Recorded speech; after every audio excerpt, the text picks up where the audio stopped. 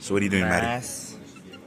I'm writing all our data in so we know. So I forget what it is for mass. I think it's just 1.1 grams is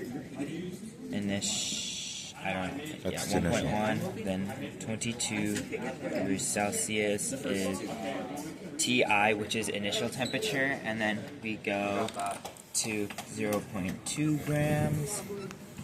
Oh my goodness. And then we go to 164. That's in Fahrenheit. Hold on, you gotta change your stuff to Celsius. Holy. Alright, then we have 73 degrees Celsius. So you want to change your 164. You want to change your 164 that we got earlier, and you want to change it into Celsius, which would be 73 degrees. So then we can erase the stuff up here. Make sure I say only. And then, so the equation we're going to need, first of all, we need to find the change in water temperature. Because the way we find out how many calories were absorbed is the change of water, the change of temperature in water. So how to find out the change in temperature of water, or how much the water absorbed from the calories, is Q of water equals the mass of water and times the change in temperature.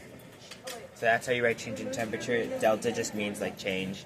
And so how we want to do that is, so we have 10 milliliters of water. So 10 milliliters of water is basically, so you go 10 ml of water as the mass of the water, and then you multiply it by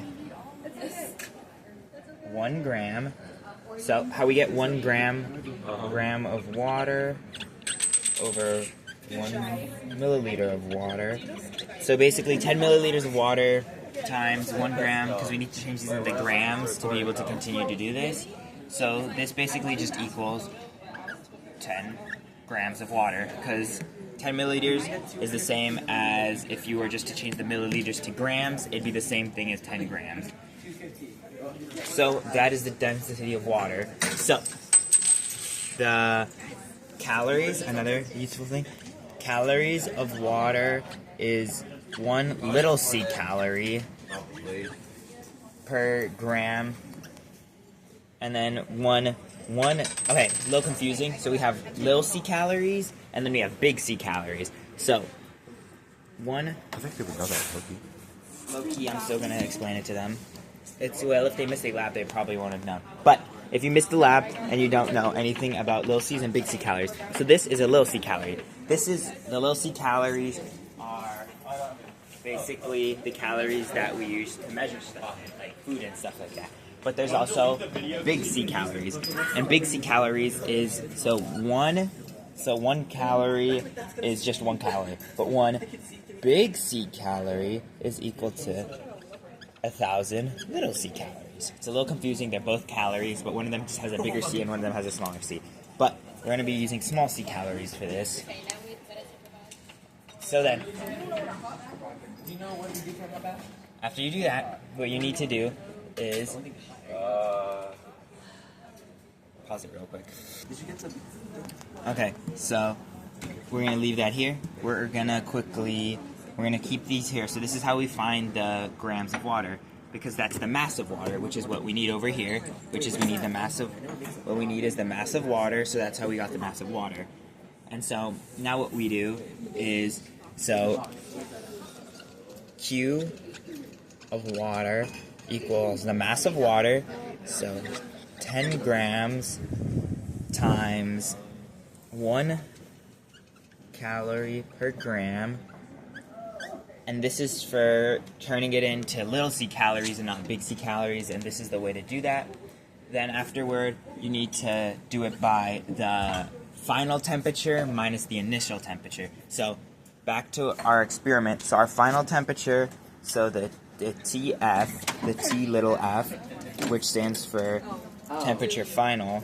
So this is initial, this is final. So what we do is we multiply it by 73 minus 22 degrees Celsius. And then that equals, let me grab a calculator real quick. Grab your calculator, and we basically just need to plug this equation that we have up here into the calculator. So it'd go 10, parentheses 1. You can't put like calories per gram in there, so you just put the 1, then another parentheses, 73 minus 22. We end up with 510. Okay, so after you find your 0.51 big C calories, what you need to do, or small C calories, yeah, big C calories, because we went from small C calories, multiplied it, and then got big C calories. So after we're done with the big C calories, what we need to do is, we need to go, so to find goldfish, so we found how many calories the water absorbed, but now we have to go, find the goldfish, which is what we used. So then we go 0.51 calories over the mass of goldfish we had, or the mass of chip we burned. This is 1.1. No, we burned. Yeah, the one that we burned. So we burned 0.9 grams because we have 2 grams left over. We burned 0.9 grams of goldfish. So that would equal 0.51, because 0.51 divided by 0.9, which gives us 0.56, repeating infinitely. So, yeah, and so then that is how many calories per gram are burned, so we write it as 0.56 big C cals per gram. And that is how we find how many calories are burned per gram of goldfish. Find the percent error, so the equation for the percent error is percent error equals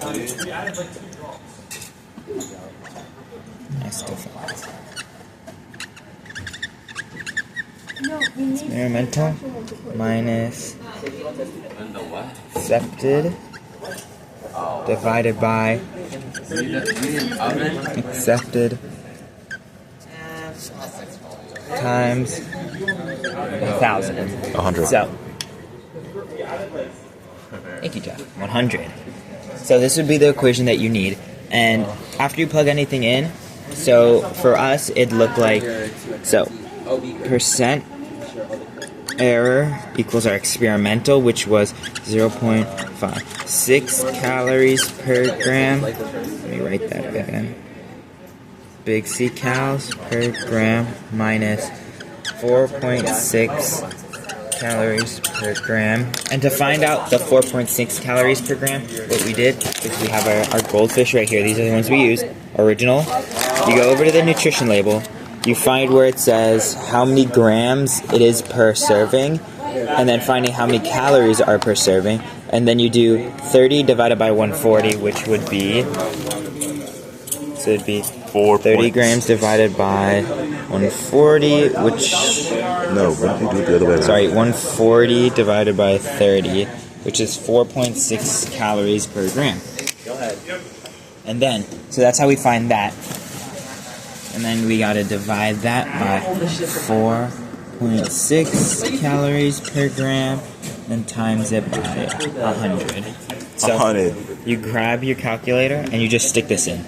So 0.56 minus 4.6 divided by 4.6